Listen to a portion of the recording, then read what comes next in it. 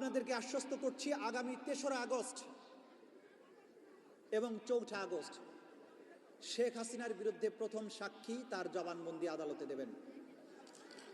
সরকারের প্রায়োরিটি হচ্ছে এই দুটো অধ্যায়ের বিচার করা। এই বিচার করার কাজটি সহজ কাজ নয়। আপনারা ক্ষোভ প্রকাশ করেছেন, আপনাদের প্রত্যেকটা আবেগ ক্ষোভকে আমি শ্রদ্ধা করি, কিন্তু বাস্তবতাটা হচ্ছে যে এটি কোনো সাধারণ বিচার নয়।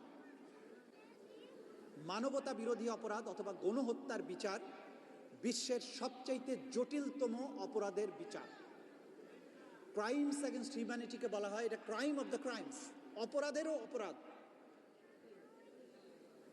বিশ্বের মানবতা বিরোধী যতগুলো অপরাধ ট্রাইব্যুনাল হয়েছে জাতিসংঘের অধীনে, ফরমার যুগোস্লাভিয়ায়, রুয়ান্ডাতে, কম্বোডিয়াতে, জাপানে, এই সমস্ত জায়গায় এই ট্রাইব্যুনালগুলোর প্রথম তদন্ত রিপোর্ট আসতে তাদের সময় লেগেছে কমপক্ষে 2 বছর। আমাদের আন্তর্জাতিক অপরাধ ট্রাইব্যুনালের প্রথম তদন্ত রিপোর্ট এসেছে 6 মাসের 2 দিন বা 3 দিন কম সময়ের মধ্যেই প্রথম তদন্ত রিপোর্ট এসেছে। এবং আমরা আপনাদেরকে বলতে চাই, তদন্ত রিপোর্ট দাখিলের 24 ঘন্টার মধ্যে ফরমাল চার্জ আমরা দাখিল করেছি, যেটা দাখিল করতে 1 মাস সময় লাগে। 4টি মামলার দৃশ্যমান বিচার চলছে।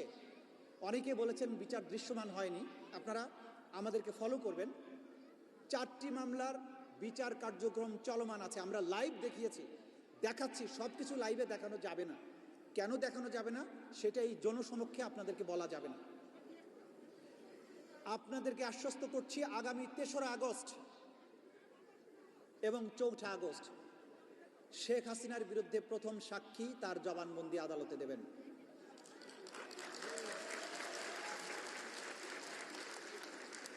সেদিন গোটা জাতি টেলিভিশনের পর্দায় চোখ রাখবেন। যাদের পক্ষে সম্ভব হবে আদালতে আসবেন।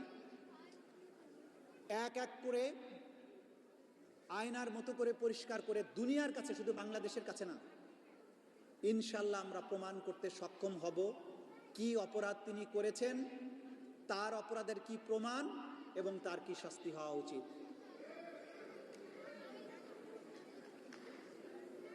অনেকেই বলেছেন 1 বছর হয়ে গেল কেন রায় হলো না। গণহত্যার মামলার বিচার 1 বছরে কখনো সম্পন্ন করা যায় না। যদি যেত তাহলে ওটা মোবাইল কোর্টের মতো বিচার হতো। দেখেন না, ম্যাজিস্ট্রেট সাহেবরা যায়, ভেজাল পণ্য, দাম বেশি নিচ্ছে, অপরাধ করছে, তাৎক্ষণিকভাবে ধরে, ম্যাজিস্ট্রেট ওখানে যায়, সাজা দিয়ে দেয়। এটা মোবাইল কোর্ট না, এটা ক্রাইমস এগেনস্ট হিউম্যানিটির বিচার। আপনার এই বিচার দেখার জন্য বাংলাদেশের 18 কোটি মানুষের 36 কোটি চোখের পাশাপাশি গোটা দুনিয়ার সমস্ত সচেতন মানুষের চোখ আছে।